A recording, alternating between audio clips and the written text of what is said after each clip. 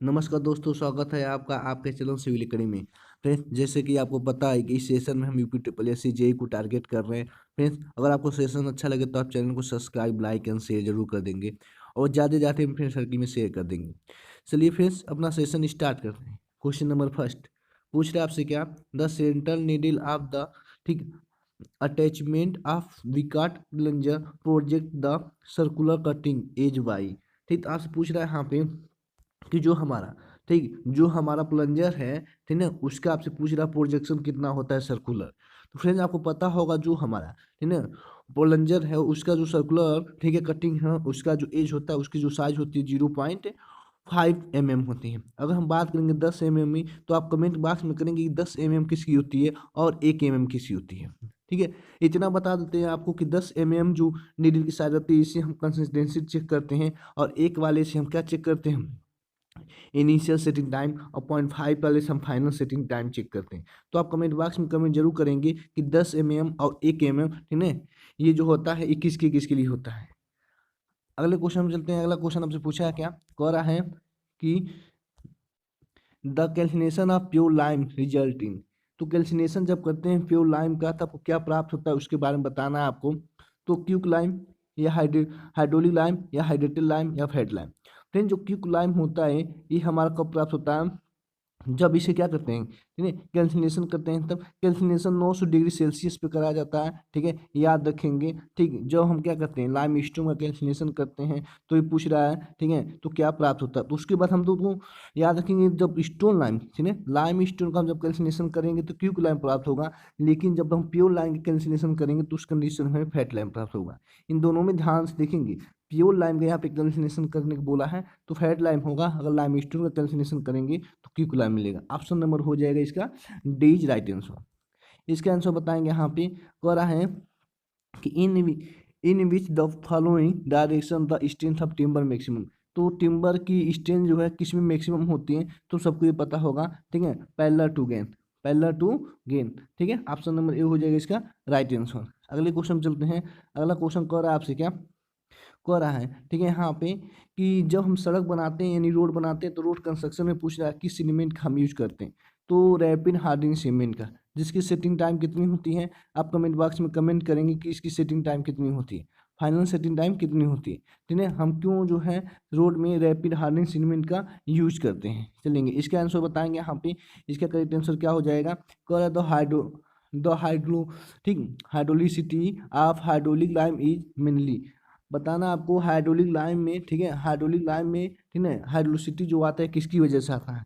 तो आपको पता होगा हाइड्रोलिक लाइम में हमेशा जो है, ठीक है, जो आती है वो उसकी गंदलापन यानी कि क्ले की वजह से आती है, मिट्टी की वजह से आती है। ऑप्शन नंबर हो जाएगा इसका बी इज राइट आंसर।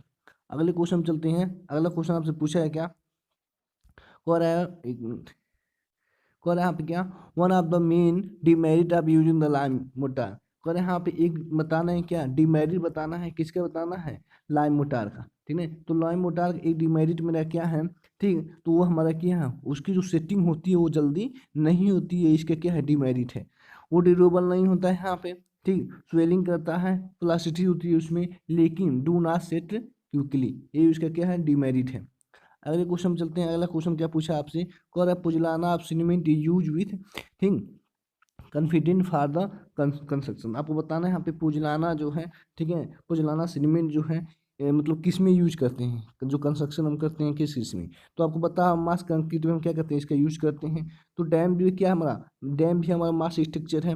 ठीक, जो हमारा मैसू फाउंडेशन वो भी क्या है, मास स्ट्रक्चर है। जो हमारा अबेटमेंट है ये भी हमारा क्या मास स्ट्रक्चर है। तो करेक्ट ऑप्शन क्या हो जाएगा, ऑप्शन नंबर डी हो जाएगा इसका राइट आंसर। अगले क्वेश्चन चलते हैं। यहाँ पे कह रहा है, यहाँ पे अच्छा क्वेश्चन ये आया हुआ क्वेश्चन है, कह रहा है for low alkali content usually, ठीक है, रजिस्टर्ड x% बाई वेटा। तो एक्स का वैल्यू बताना है यहाँ पे निम्न क्षार सीमेंट के लिए। ठीक है, क्षार की आमतौर पे वजन कितना होना चाहिए बताना है। तो फिर याद रखेंगे डायरेक्टली जो होता है 0.4% होता है। ठीक है, कितना परसेंट होता है, 0.4 होता है हमारा क्या, एल्कली की मात्रा किसमें, ठीक है, एल्कली सीमेंट। तो ऑप्शन नंबर हो जाएगा यहाँ पे बी इज राइट आंसर।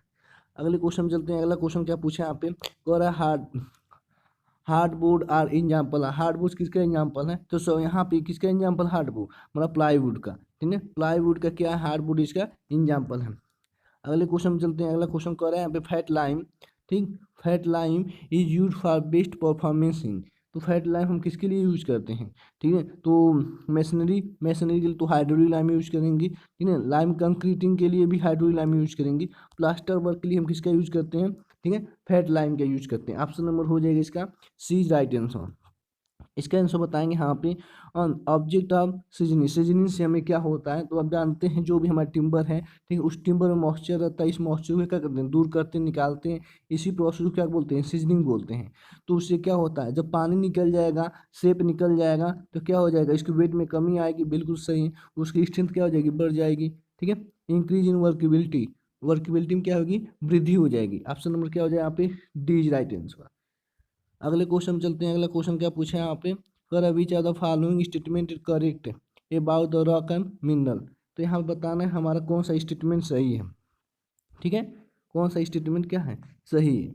तो देखेंगे यहाँ पे पूछ रहा है cell and mica are the metal. Mica हमारा क्या है? माइका तो हमारा मिनरल है, ये तो गलत हो जाएगा, ठीक है। क्वाट इज द इंग्रेडिएंट्स ना, बिल्कुल गलत। क्वार्ट्स हमारा क्या है? मेटामॉर्फिक है, ठीक है।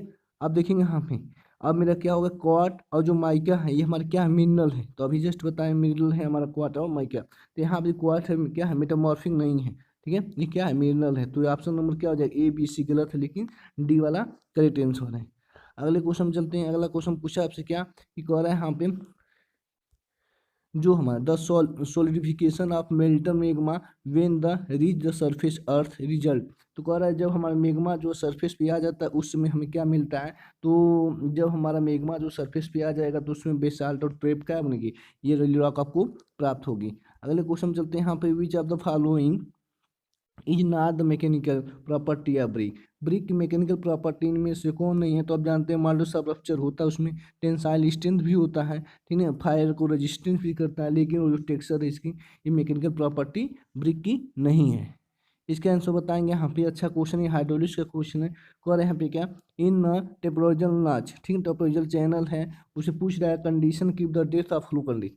आपको बताना है यहाँ पे समलंबाकार चैनल के लिए प्रवाह गरवाई को स्थिर रखने के लिए क्या स्थिति है? तो आपको पता है यहाँ पे हमारा जो थीटा रहना चाहिए कितना डिग्री? 60 डिग्री रहना चाहिए, और जो स्लोप होता है वहाँ पे ठीक 1/√3 होता है यहाँ पे। तो करेक्ट ऑप्शन क्या हो जाएगा यहाँ पे? ये हमारा हो जाएगा option number C right answer. अगले क्वेश्चन में चलते हैं। यहाँ पे कह रहा है ओपन चैनल कैसे करते हैं? तो ओपन चैनल का जो फ्री सरफेस है हमारा किस में रहना चाहिए? एटीएम के संपर्क में रहता है, उसे हम ओपन चैनल करते हैं। तो देखते हैं किस में है ये। Hydraulic gradient line is below the free surface, ठीक है, या hydraulic gradient line consist free surface. बिल्कुल सही है यहाँ पे। ठीक, जो हमारा हाइड्रोलिक ग्रेडियंट लाइन है, ठीक, वो क्या रहता है यहाँ पे? हाइड्रोलिक ग्रेडियंट लाइन हो हमारा कंसाइड करता है किसको? फ्री सरफेस को। तो उसी हम बोलते हैं क्या? ओपन चैनल है। ऑप्शन नंबर हो जाएगा सी इज राइट आंसर। अगले क्वेश्चन चलते हैं। यहाँ पे अगला क्वेश्चन पूछा है यहाँ पे, ठीक है, चेजी कोफिशिएंट दे दिया आपसे और मीनिंग कोफिशिएंट दे दिया, पूछ रहा है इन दोनों में रिलेशन क्या है? तो चेजी कोफिशिएंट यानी कि भी इक्वल टू क्या? C/√mi, ठीक है, ये। और उसके बाद आपको मीनिंग कोफिशिएंट भी पता होगा, भी इक्वल टू क्या उसमें भी निकालते हैं यहाँ पे एन के पावर 1/1, एन के पावर 1/6 एम एस के पावर इतना, ठीक है, ये होता है यहाँ पे। तो एन में और उसके बाद एस में, सी में, इन दोनों में रिलेशन क्या है? जब इन दोनों की इक्वेशन को इक्विवेलेंट करेंगे, बराबर करेंगे, सॉल्व करेंगे, तो आपको रिलेशन मिलेगा क्या? C = R के पावर 1/6/n। ये करेक्ट ऑप्शन हो जाएगा। Option number B is right answer. चलेंगे अगले क्वेश्चन पे। अगला क्वेश्चन पूछा है क्या? Which are the following represent the correct relationship between the Cheji and coefficient C and the roughness channel F? तो आपको पता है C का वैल्यू जो होता है क्या होता है? 8G/F होता है, 8G/F होता है यहाँ पे। तो इसी की हो जाएगा क्या? मेरा रफनेस कोफिशिएंट हो गया, ये चेजी कांस्टेंट हो गए, तो क्या है यहाँ सी हो जाएगा मेरा क्या?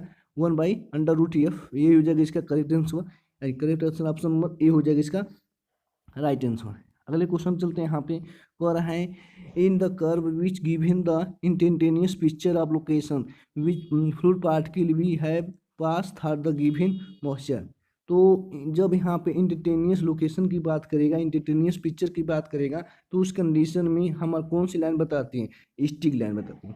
पाथ लाइन क्या है? एक पार्टिकल को डिनोट करता है, उसकी पाथ कैसी कैसी है, ठीक है।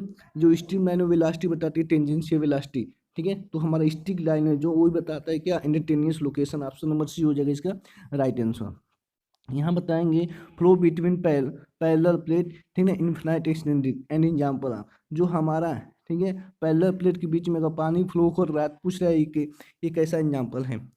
तो 2D है, 3D है या 1D है, क्या है। तो हमारा जब दो प्लेटों के बीच में अगर फ्लो हो रहा है तो उस कंडीशन में जो फ्लो होता है वो 2 डायमेंशनल फ्लो रहता है। ऑप्शन नंबर बी हो जाएगा इसका राइट आंसर। अगले क्वेश्चन चलते हैं। अगला क्वेश्चन कर रहे हैं यहाँ पे क्या, a line along which the velocity potential is constant is called. जो हमारी वेलोसिटी पोटेंशियल जो लाइन वो कांस्टेंट रहेगी उसे किसके किसके along। तो आपको पता है यहाँ पे, ठीक है, ये हमारा क्या, ये होता है यहाँ पे वेलोसिटी पोटेंशियल। उसके बाद क्या होता है इक्व पोटेंशियल लाइन, ठीक है, यही तो इसकी क्या है along है, 90 डिग्री का एंगल बनाता है। तो इक्व पोटेंशियल लाइन हो जाएगा इसका करेक्ट ऑप्शन नंबर बी हो जाएगा राइट आंसर। अगले क्वेश्चन चलते हैं। यहाँ पे कह रहे हैं कि high velocity for the conduct in large size of नू। तो कह रहे हैं यहाँ पे देखेंगे हाई वेलोसिटी लिखा है, तो हाई वेलोसिटी किस में आता है, टर्बुलेंट में आता है। लेमिनार में क्या लेयर बाय लेयर एग्जिस्ट नहीं करते हैं, इसमें लेयर बाय लेयर क्या करते हैं एग्जिस्ट करते हैं, ठीक है। तो ये हमारा टर्बुलेंट है, हाई वेलोसिटी की वजह से आता है। ऑप्शन नंबर बी हो जाएगा इसका राइट आंसर। फ्रेंड्स अगर आपको सेशन अच्छा लगा तो चैनल को सब्सक्राइब लाइक एंड शेयर जरूर कर देंगे और जल्दी से अपने फ्रेंड्स सर्कल में से शेयर कर देंगे। चलिए फ्रेंड्स, अगर आपको कोई प्रॉब्लम हो तो आप कमेंट बॉक्स में कमेंट कर सकते हैं। आज के सेशन इसी पर रोकते हैं। Thank you for watching. जय हिंद, जय भारत, वंदे मातरम।